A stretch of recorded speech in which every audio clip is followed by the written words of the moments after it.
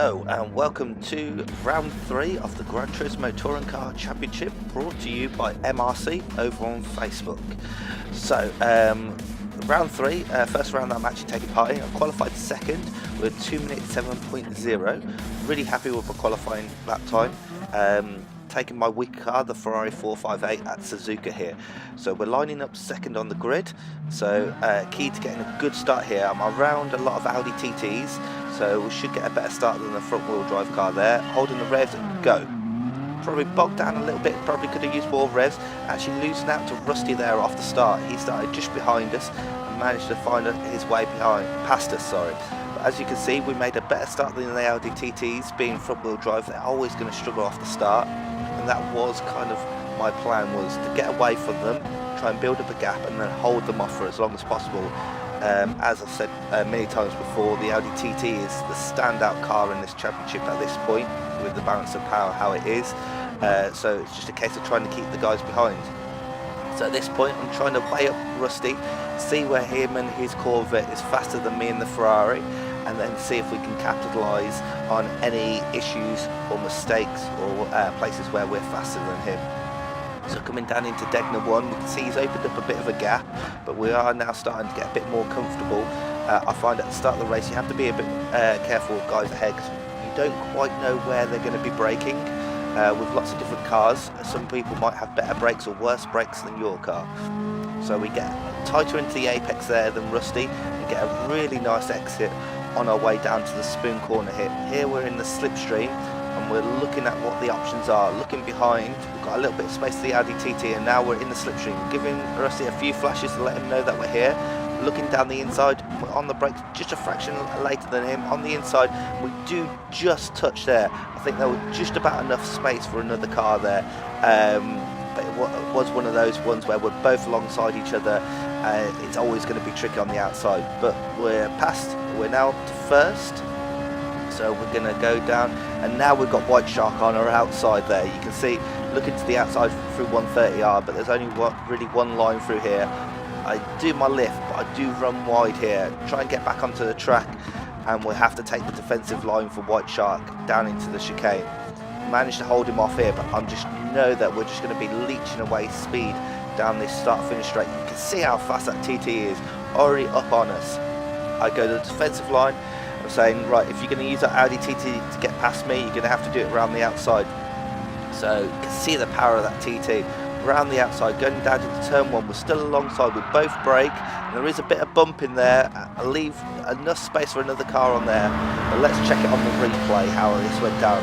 So you can see here, White Shark on the outside here, he brakes and I brake, we both touch there, but Audi TT loses out and goes out over the AstroTurf, and of course that's just struggles because you lose so much grip on the outside the AstroTurf there, and he drops down to about 5th place there. To me, my view on that was, it was a racing incident. We both left room, but there was the bouncing physics of the game here made the TT almost bounce off my Ferrari. I don't think the TT was far enough alongside or in front of me to be able to take its normal line. So yeah, I think that's fairly fair. If you disagree with me, let me know what your thoughts are in the comments below. I accept criticism and constructive feedback, that's no problem. So as we carry on, we've now got Rick in the Audi TT. If you remember back to race 2, previous race to this, he won it in the Audi TT, so now I know he's going to catch up. Now I'm trying to make sure we get good exits. We know the TT is really fast down the straights, so we need to make sure we get a good exit and try and hold off this TT for as long as possible. I think it's not gonna be possible to beat them in the 458 round here, but we can try and hold them off, and the longer we hold them off, the better our finishing position should be. Coming out of spoon, getting some good pace out of there, nice line, on the power nice and early. All the way down to 130R. I'm keep on checking on the scanner that I've got in bottom right hand corner just to see if that TT is starting to catch us. Through 130R, a little bit of a lift and back on the power, and then braking around the 100 meter mark. All the way down to first, ride the curb, second, and then power out. Now you can see his car just did pop up on the scanner on the bottom right, so I know he's going to be close down this start-finish straight. He's going to have the slipstream as well. Looking behind, it looks like he's close, but it doesn't look like he's going to be close enough going into turn one. Turn one, you really need to be right in there, as the braking zone isn't very long, so it's only what, a second or so on the brakes. Make a slight mistake there on the downshifts. Now Rick is all over the rear of the Ferrari. So through the S's, got to try and carry as much speed as possible, because we're going to come out, once we're out the S's, we're going to come to a power section, and again we're going to need the power. Run slightly wide there, and that compromises our line through that right hand corner there, and then up through Dunlop. But we get a good exit, and it looks like we managed to put a little bit of space between me and Rick. So up through this long left hander and towards Degner 1 and 2. Dab of brakes, down a gear, back on the power, and then down 2 gears for Degner 2. Get over the curb as much as possible, try and extend as much as possible on the exit there. So it looks like we had a good sector there, all the way down to first. And you can see Rick is really starting to catch up onto us. Back on the power, and we're looking down to Spoon. The problem is this whole section here, Rick's got slipstream, he's just getting free time all the way down to Spoon, and then out of Spoon, and all the way down to 130R. Trying to carry as much speed as possible through Spoon. Could have done with being a little bit tighter there, and straight away you can see on the scanner hit the little nose that Audi TT. So going to try and take the most direct route, but we just know we're going to be hemorrhaging time all the way down here.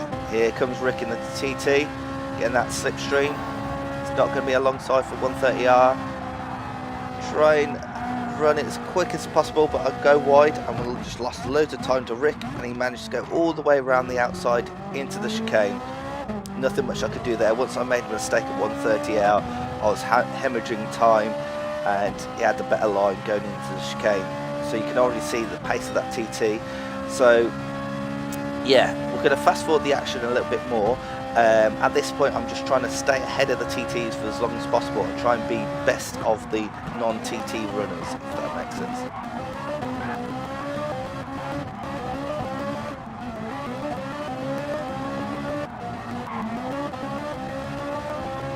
So we're going to join the action again on lap 4. You can see here Rick's made a nice little gap, and unfortunately I've run wide again at 130R and again lose some more time. And I missed the first apex of the chicane there, so we're already compromised on speed here. Now we've got White Shark coming back up against us. Again we're going to take the defensive line. We're going to put the car against the pit wall and say, right, if you're coming around, you're going to have to do it around the outside of me into turn 1. So we've been here before on lap 2, going into lap 5. The TT not as far alongside, and he does concede that corner there. But of course it's compromised my entry into the second part of turn 1, so we are quite slow. Now we just know it's a ticking time bomb, because we've got to try and break the TT, but it is just such a competitive car in the GR4 class, especially with no tyre wear and the super softs allowed, because you just got no disadvantage to the front wheel drive. Then up the left hand corner of Dunlop here, and we can see White Shark is firmly within our radar range, so he's going to get a nice tow all the way up to Degner 1 and 2. Braking down 1 gear, flick it in, on the curb as much as you can, down 2 gears, use as much curb there, and back on the power, and you can see the exit the White Shark gets there. Absolute fantastic exit, but he's going to be on the outside for the hairpin. We'll both brake as late as possible, all the way down to first. Managed to hold it on the apex to stop him from getting the cut back, but you can see here going up to Spoon, you can already see his horsepower advantage coming into play here, as well as a little bit of a slipstream here. He's got the inside line for Spoon. I tried to take the inside line for that corner there just to try and see if I could beat him to Spoon, but there he goes, through on the inside. Nice clean move, not much I could do about there. There's got to be compromises made, and yeah, White Shark is through. Let's watch that, because it took a long time to get that move done. But you can see here I've chose the inside for the hairpin. I hope he is to get on the brakes, keep it quite tight and stop him from getting the cut back. So what I tried to do is stay quite close to the apex, Now here I could have taken a wider line and given him the inside through this long corner here, but I was hoping the shorter route on the right hand side here would mean that he wouldn't be able to get alongside me for spoon, but unfortunately he does. We both break and he completes the move going into the first part of spoon. Now he's free to go and chase after Rick. Don't know if he's got enough laps to be able to do that, but I'm sure he will give it a good try. You can see here, even in the slipstream going down to 130R, we're still barely catching a TT down here, so it does have a very good top speed. Still making mistakes at 130R unfortunately there. So we'll fast forward the action and see what else we can find during this race.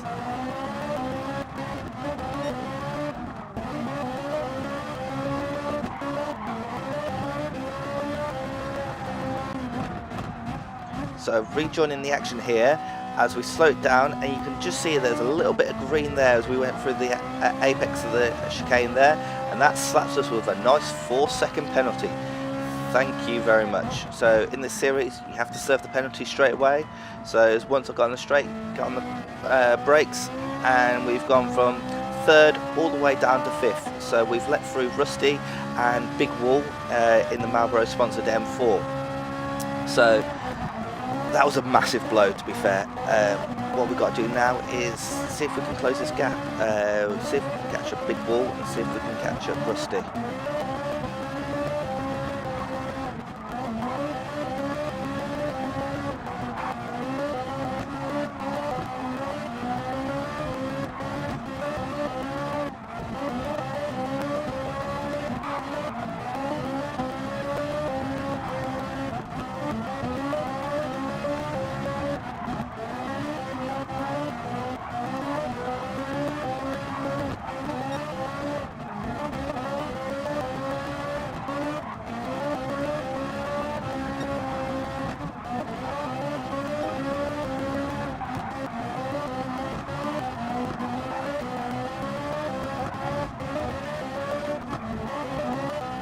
So we've rejoined the action on lap 10.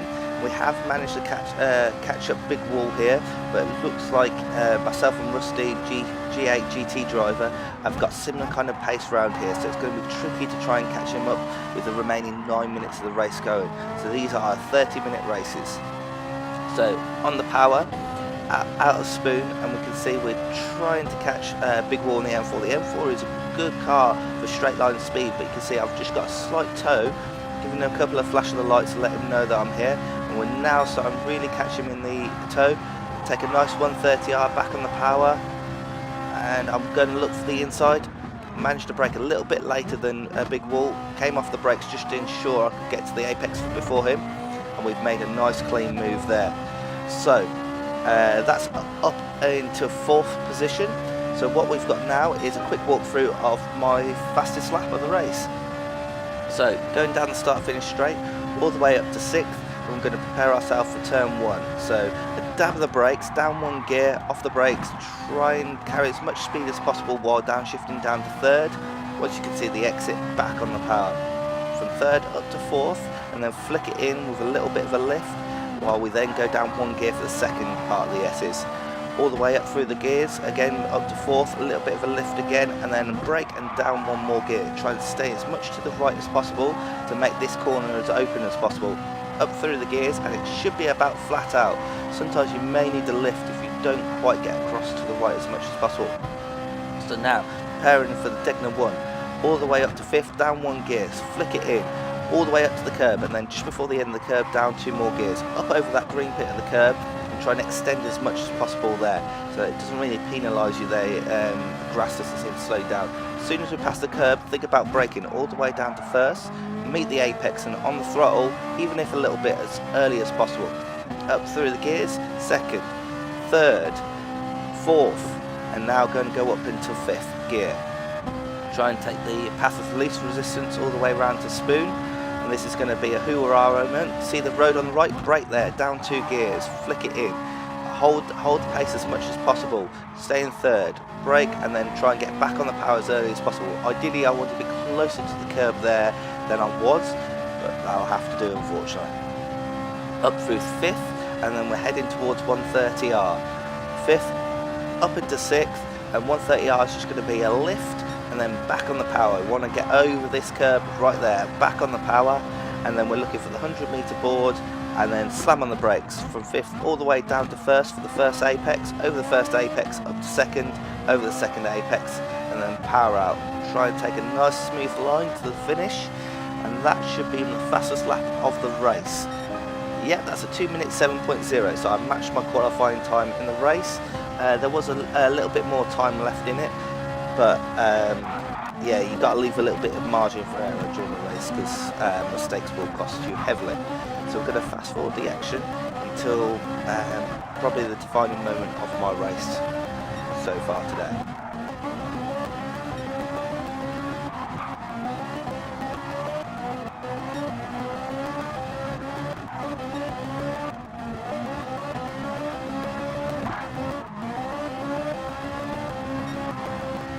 So we joined the action coming back up to the last chicane, hard on the brakes, and we slowed it down again.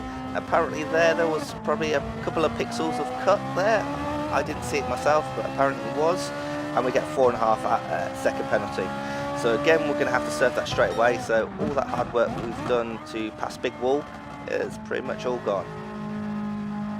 There he goes.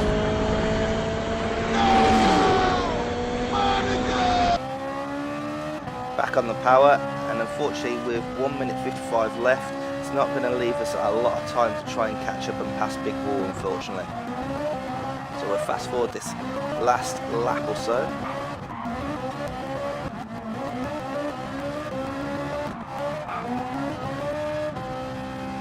And we join on the final section of race 3. It looks like the race is going to end pretty soon. I wanted to try and get to the line if possible, as quick as possible, because if you can get to the line before the counter finishes, you could do an extra lap, and that might give me a little bit more time just to catch up to big wall. So I am trying to push it as hard as possible, but there's the finish line, and we're going to come home in 5th. There you go, final lap, and we take 5th. So good race. White Shark took it from Rick, and then Rusty in the Corvette, then Big Wall in the M4 behind us. We've got Roy in the Genesis, Angus in the M4, Ace McLeod in the TT, Golf 45 in the RCF. 5th place, not as good as my qualifying position. Would have been happy with 3rd, but 5th is what we got, so that's what we'll have to take. If you enjoyed it, check the channel for some more.